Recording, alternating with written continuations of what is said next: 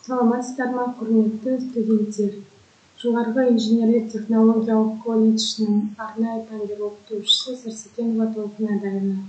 Бүгін сіздермен мал шаруашылығы пәні бойынша тақырыбымыз ауыл шаруашылық малдарына бірдейлендіру жүргізу.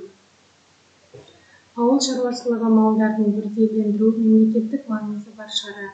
Малдарды бірдейлендіру арқылы олардың нақты есебін алу, дер кезінде мал дәрігерлік көмек көрсету, уақытында жұқпалы мал ауруларына қарсы егу, диагностикалық шаралар жүргізу жүзеге асырылады.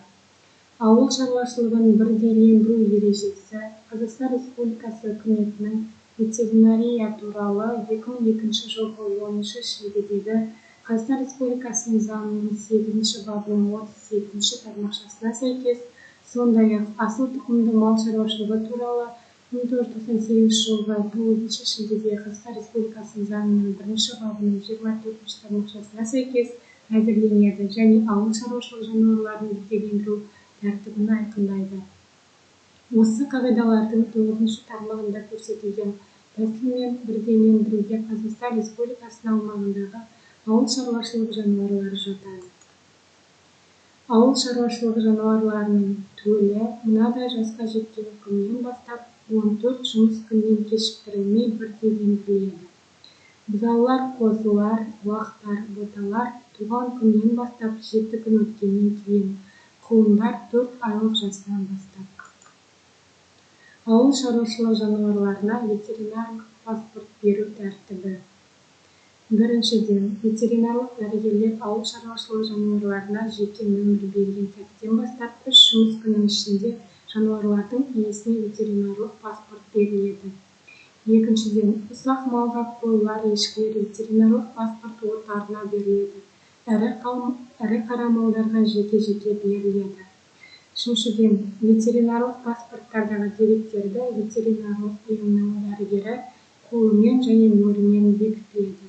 Төртінші, ветеринарлық паспорт деректерін кейіннен жаңарту, ветеринариялық іс-шараларды жүргізу, иесін ауыстыру, ауыл шаруашылығы жануарларының бір әкімшілік аумақтық бірліктен екінші әкімшілік аумақтық бірлік аумағына орын ауыстырған және басқа жағдайларда жүзеге асырылады. Ауыл шаруашылығы жануарларын бірдейлендірудің электрондық тәсілі арқылы да жүргізуге болады.